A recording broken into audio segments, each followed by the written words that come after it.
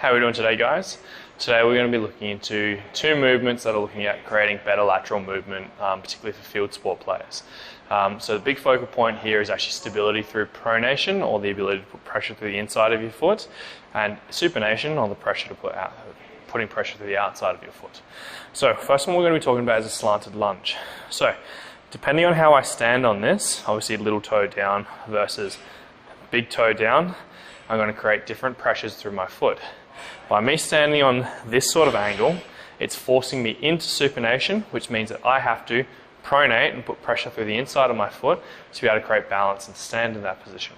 Versus the opposite, where if I stand on here, it's going to put pressure through the inside of my foot, or pronation, force me into pronation, and then I have to supinate to get out of that position to create balance.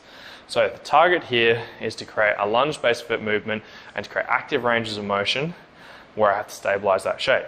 So I'm going to sit into this position. From there I'm going to create a lunge, deliberately let the knee track forward because I want the weight sitting on this front leg. The rear leg is really just there for balance. From there I'm going to have to stand up and drive into a sprinter pose and creating a balanced, controlled movement through that shape. And you can see how my shin and my ankle has to work to stabilize that position. Same thing on the other side. If I was to do the other, same thing. I'm having to create supination to create that action and create that control. Now, what I'm thinking about during that movement, I'm sitting into this movement, I'm thinking about creating pronation or pushing up the slope with my foot, because it'd be supination on the other side. From there, I'm thinking about normal lunge cues, but I'm also thinking about creating a balance through my hip. So when I'm down the bottom, my hip is actually deliberately internally rotated, or sorry, in this case externally rotated, which is going to force me to create rotation as I drive up. And it's forcing me to create elevation and rotation through that hip socket to create a balanced position. So it means that I'm having to think about keeping the hip level and square, as well as elevating it to make sure that the glute medius, TFL, etc. on the outside of the hip is creating a balanced shape. Because if I come up and I hold that shape there, I'm going to fall to the side. So you need to be creating that balance or alignment between the ankle, the knee and the hip to create your lockout at the top of the rep. So that's what we need to be thinking about for rep 1. From there, from this slanted lunge. So that's our slanted lunge and the cues that you want to be thinking about. And thinking about the transition. Don't rush them. We want to be thinking about creating solid shapes.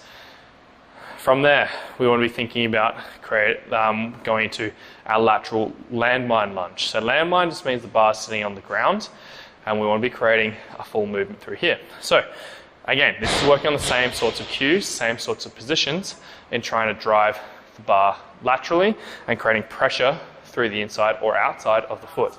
So as I pick that bar up, I'm going to deliberately make sure that I've got an angle on my body. I'm just going to hook it into my elbows and I'm going to use the end of the bar to hold onto the end, other hand to hold onto the end of the bar.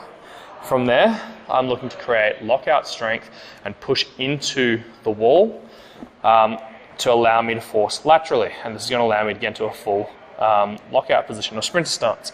So same shape. I'm having to pronate here, put pressure through the inside of my foot as I create my lockout with my knee and my hip. Now from here, we're going to look to create a lunge position, which is obviously going to force me this way because the landmines and the bar is going to push me away. From there, I've got to drive through the ground into my lockout shape to be able to create that position. Now, what a lot of people do will let the hip drop out, whereas what we need to be thinking about is squeezing that hip and pushing into the wall to create lateral movement. So really, really good for developing lateral movement capacity as you're moving. So think about pronation, or whatever the inside edge in this case of the foot, putting pressure through that, creating knee lockout and creating hip lockout while keeping the midline stable and not letting the spine bend. Now you can do the exact same thing with the inside leg. Now you're being forced into pronation and you're having to supinate to get out of that.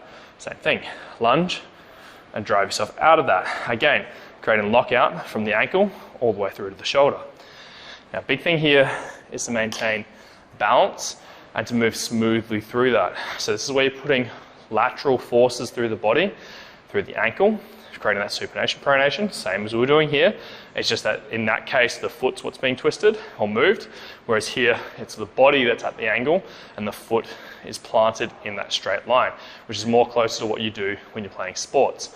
Now, you want to be thinking about creating that pressure and being able to push through the ground through aggressive force. And this is where you can add weight to this to obviously make it more challenging to stabilize. Now, if you're struggling with lockout, where a lot of people will, where you create that lockout position and you're either falling forwards or backwards. If you're falling forwards all the time, probably means your knee's locking out and your weight's sitting forwards. If you're falling backwards all the time, probably means your hip's locking out, but you're not locking out your knee, so your torso's moving backwards. So we want to be thinking about creating the shapes, consistent shapes, consistent positions, and having good timing between all of your joints. If you want to make this harder, or either of these harder, it's where you come up onto the toe, where you really have to work on stabilizing the outside of that ankle without the heel support there. Hope you guys enjoyed watching the video. That's your slanted lunge and your lateral landmine lunge. Thanks for watching.